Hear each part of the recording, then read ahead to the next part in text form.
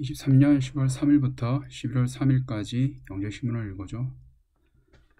부동산 제초안 완화 하세월 강남 리모델링 바람 30년 안 된 증축 단지 쟁걸음 기부 체납 임대 의무 없지만 사업성 분석 꼼꼼히 따져야.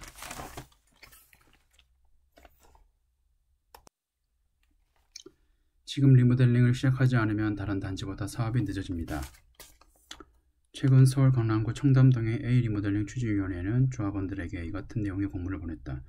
추진위는 인근 대치동 현대 1차가 수직 증축 리모델링 허가를 받았다며 자산 가치를 높이려면 지금 리모델링을 시작해야 한다고 동의서를 제출 독려했다. 이처럼 강남권의 리모델링이 활발한 것은 재건축 예란까지 기다려도 사업성이 나아지지 않을 것이라는 조합원들이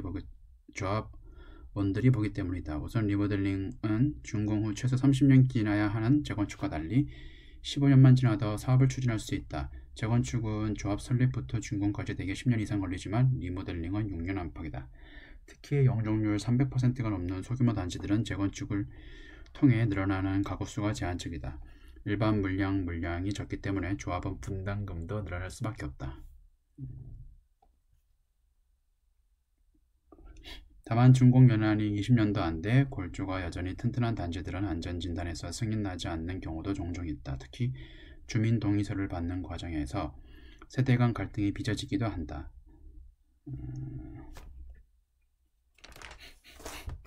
다음 서울 아파트 팔 물건 쌓이고 전세는 품귀.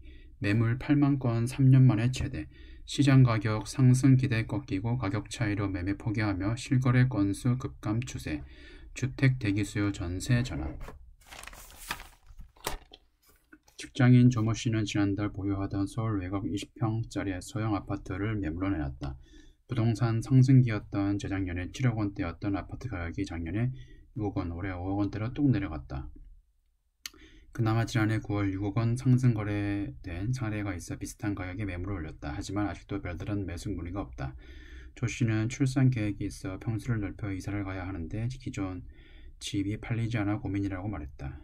보통 거래량이 생기지 않는 것은 팔 사람이 가격을 내려야 그나마 이게 매가 성사가 되는데 팔 사람은 내년 초에 총선이 있다고 생각을 해서 각각의 지역마다 거기에 출마하는 국회의원들이 온갖 거짓말을 하겠죠. 이거 들어올 거다, 지하철 들어올 거다, 건물 도로를 낼 거다라고 얘기를 하는데 공약을 하는데 실제적으로는 거의 공약인 거죠, 공약. 그때 아파트값이 올라가지고 그때 매도를 할 수 있을 거라 생각을 해가지고 매수인은 지금 비싸다고 생각해서 사지를 않고 매도인은 추후에 총선 때 오히려 한 번 더 튈 수 있을 거라 생각해서 팔지 않고 그래서 매매가 이루어지지 않는 것입니다. 서울 아파트 시장에서 매도인과 매수인 간의 줄다리기 강세가 나타나고 있다. 고금리 지속되고 경기 침체 우려가 커지면서 매수인이 관망세로 들어서는 분위기다. 매물이 8만 건이나 쌓여있지만 매도인들은 호가를 낮추지 않고 있다. 전셋값이 오르고 있고 내년부터는 공급 부족이 본격화한다는 전망 때문이다. 매매 수요가 줄고 있지만 반대로 전세 수요는 늘고 있다. 그러나 이를 뒷받침할 공급이 부족해 전셋값이 상승하는 형국이다. 일반적으로 전세가율이 올라가면은 거기에 따라 가지고 아파트값이 올라가기 마련인데 예전에 2011년부터 2016년까지 아파트값은 계속 꾸준히 내려갔는데 전세값은 계속 꾸준히 올라갔어요. 그래서 저도 같은 경우는 구성역에 있는 아파트도 거의 갭 차이가 얼마 안 나는 금액으로 해가지고 전세가율이 상당히 높았죠. 그래서 그때 매수를 했었습니다. 고종환 한국자산관리연구원 원장은 매입 수요가 전세 수요로 전환된 측면이 있다. 집을 사는 것보다 계약갱신 청구권을 행사해 지금 전세권에 전셋집에 계속 살고자 하는 것이라면서 그런데다 아파트 입주 물량은 내년부터 본격 줄어든다고 전셋값 상승 배경을 설명했다. 박 교수 역시 수급 불균형에 따라 전셋값은 내년에 더 오를 가능성이 크다고 말했다. 고금리 장기화 경기 둔화 내년 아파트값 2% 하락. 건사년 내년 집값 전망. 공급 부족의 급락까지는 안 갈 듯. 전국 전셋값은 2% 상승 예상. 올해 하반기에 서울을 비롯한 수도권을 중심으로 오르던 아파트 값이 내년에는 다시 떨어질 것으로 전망한다. 금리 인하에 대한 기대감이 사라진 데다 경기 둔화 영향으로 주택 거래량이 다시 줄어드는 것으로 예상되기 때문이다. 다만 아파트 공급 부족에 대한 우려가 여전히 올해 초와 같은 집값 급락은 없을 것이라 전망했다. 내년에는 정책 대출을 포함해 대출 시장이 더 경직될 것으로 보이고 고금리 장기화로 주택 시장이 다시 하락 반전할 것이라 예상했다.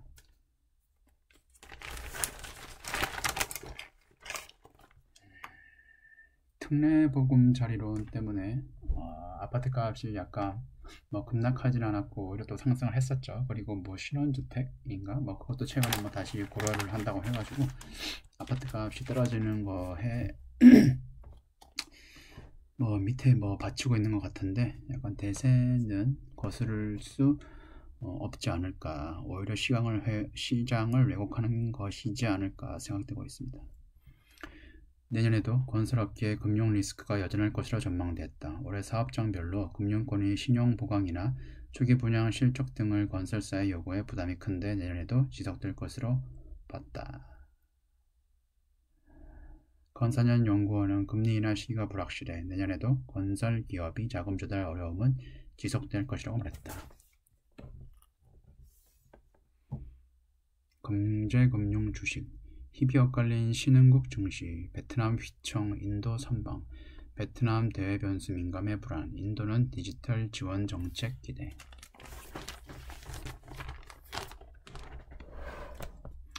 글로벌 증시의 부진 속에 대안으로 떠오른 신흥국 베트남과 인도 주식시장의 희비가 엇갈리고 있다.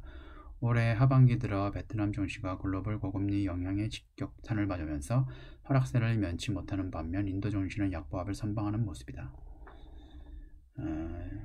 포스트 차이나의 대표 수혜국으로 인도와 베트남을 꼽으면서 증세 강세를 전망해왔다. 하지만 실제로는 두 나라 지수를 추정하는 상장지수 펀드 수익률이 현저한 차이를 보이며 분위기가 엇갈리고 있다. 국내에서 유일하게 베트남 주식에 투자할 수 있는 상품은 ACE 베트남 VN30 합성 ETF가 있다. 수익률은 마이너스 8.23%, 타이거 인도 니프티 50은 마이너스 0.18%. 베트남과 달리 인도 증시를 추정하는 ETF의 수익률은 약보합으로 선방했다. 인도는 14억 인구라는 거대한 소비시장을 바탕으로 전 세계에서 가장 빠르게 성장하는 나라로 꼽힌다. 중국을 넘어 세계에서 가장 많은 인구를 보유한 국가가 될 것으로 전망된다. 특히 인도 정부는 디지털 인프라 구축을 위해 올해 디지털 관련 규제만 4만 개가 넘게 대거 폐지하는 등 정부가 디지털 시장 성장을 위한 정책 지원을 쏟고 있다. 그런데 중앙정부, 중국과 약간 다른 게 인도는 지방정부가 상당히 자치권이 있어가지고 중앙에서 확신을 받았다고 하더라도 지방에서 다시 한번 또 컨펌을 받아야 된다고 얘기를 하더라고요. 바닥 찍었다. 유통의류 체질 개선주 주목, 성장 모멘텀 기대 도소매 업종, 호텔신라 올 영업이익 2배로, FNF 중국 법인 매출 늘어나, 이마트 구조조정 효과 기대. 고물가에 따른 소비여력 축소 우려의 도소매 관련주 주가 흐름이 부진한 가운데 실적 성장 모멘텀이 발생하는 종목을 주목해야 한다는 분석이 나온다. 증권가에서는 악조건 선에서도 수익성이 개선되는 유통의료 업종 관련주로 호텔신라 FNF 이마트를 꼽았다. 면세의류 관련주인 호텔신라 FNF 주가도 각각 연중 25%, 37% 떨어졌다. 고물가 고금리 상황이 시장의 초기 예상 대비 지속되면서 경기 침체에 따른 소비 둔화 우려가 커진 영향이다. 엔데믹 시대 전환 이후 유통시장 내 고객 트래픽이 늘었다. 우선 중국인 단체 관광 재개 수혜 강도가 높은 면세 업종에서 가장 강할 것이라는 전망이 나온다. 호텔신라의 올해 추정 영업이익은 1,670억 원으로 지난해 수치 780억 원 대비 2배 이상 증가할 것으로 추정됐다. 비록 올해 3분기 영업이익이 전년 동기 대비 71% 급락하는 어닝쇼크를 기록하긴 했지만 이는 성과급, 재고 확보에 따른 비용 발생 등 일회성 요인이 컸다는 분석이다. 그래가지고 이거 영업이익 요거 발표될 때 마이너스 한 10몇 %까지 떨어졌었어요. 근데 거래량이 뭐 전일 대비 해가지고 한 대여섯 배, 한 4배 정도 되더라고요. 근데 다시 뭐 들어 올려가지고 아래 꼬리를 길게 달아서 위로 올렸습니다. 의료주인 FNF는 MLB, 디스커버리 등 인기 브랜드를 출시하며 중국 시장에서 영향력을 강화하고 있다.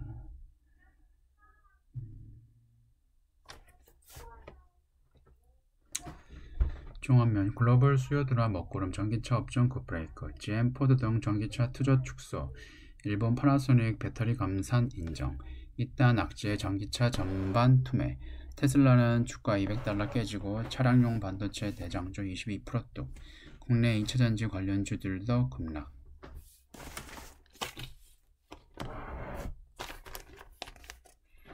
전기차가 글로벌 수요 둔화 압박을 받자 2차전지 충전 플랫폼, 차량용 반도체 등 관련 업계에 전반적으로 파장이 커지고 있다. 특히 국내 증시에서는 그동안 전기차 성장세의 후광 효과를 받을 2차전지 관련주들이 증시를 끌어올리는 역할을 했는데 이제 역성장의 부메랑을 맞고 있다. 지난주 테슬라 넘어서기를 선언했던 제너럴 모터스와 포드 등은 줄줄이 대규모 전기차 투자 생산 계획을 철회했다. 테슬라가 시장 기대에 못 미치는 3분기 실적과 판매량을 발표하면서 이미 전기차 시장의 성장 동력이 식어갔다는 분석이 나왔다. 테슬라는 3분기 실적을 공개하면서 높은 이자율이 차량 판매 가격 인하 효과를 상쇄한다고 밝힌 바 있다.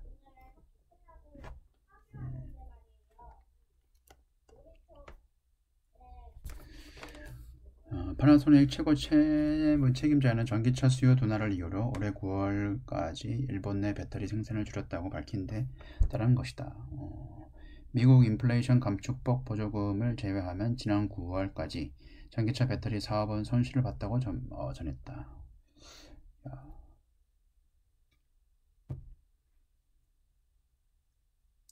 31일 국내 증시에서는 LG에너지 솔루션과 에코프로 등 배터리 관련 주가가 급락했다. 삼성 SDI가 5.8%, LG에너지 솔루션이 4.8%. 시총 2위가 LG에너지 솔루션 같은 경우에는 상장하자마자 SK하이닉스를 제치고 2위를 했는데 다시 SK하이닉스가 반등을 하면서 LG에너지 솔루션이 더 많이 내려갔죠. 그러면서 반도체가 다시 1위, 1위를 가지고 있습니다. 뭐 삼성전자가 시가총액 1위는 뭐 부동이지만 시총 2위가 어디를 차지하느냐가 시총 2위가 LG에너지 솔루션이면 뭐 2차전지가 가는 거고 그 다음에 SK하이닉스면 그래도 반도체가 가는 거고 전기차 수요 부진 압박이 다시 한번 부각되면서 30일 뉴욕 증시에서 테슬라 주가가 직전 거래일 대비 4.79% 급락한 결과 주가 $200 선이 붕괴됐다. 테슬라 주가는 지난 18일 장 마감 후 실적을 발표하는 자리에서 일론 머스크 최고 경영자가 자동차 등 자동차 업계 수요 둔화 리스크를 강조하면서 우리는 사이버 트럭으로 스스로 무덤을 팠다면서 너무 많은 기대를 하고 싶지 않다고 말한 것을 계기로 현재까지 18% 떨어졌다.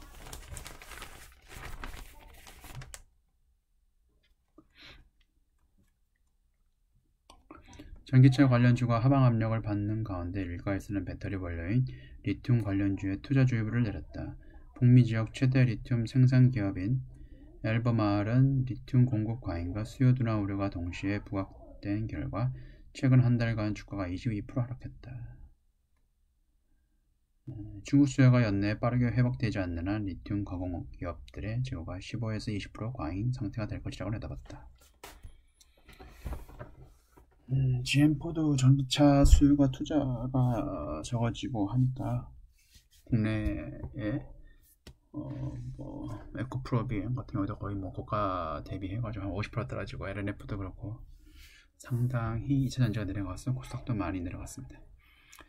다음 시장발 긴축에 무릎 꿇은 연준, 미 장기금리가 통화정책 받고 미 기준금리 동결된 최근 석 달 10년물 국채금리 가파른 상승, 시장 파월입보다 수급에 관심, 연준의 영향력 급격하게 감소, 전통적인 통화정책 경로 있다. 장기금리가 단기금리 움직여 변수 많아 예측 힘든 시장금리, 금융시장 불확실성 커질 수도.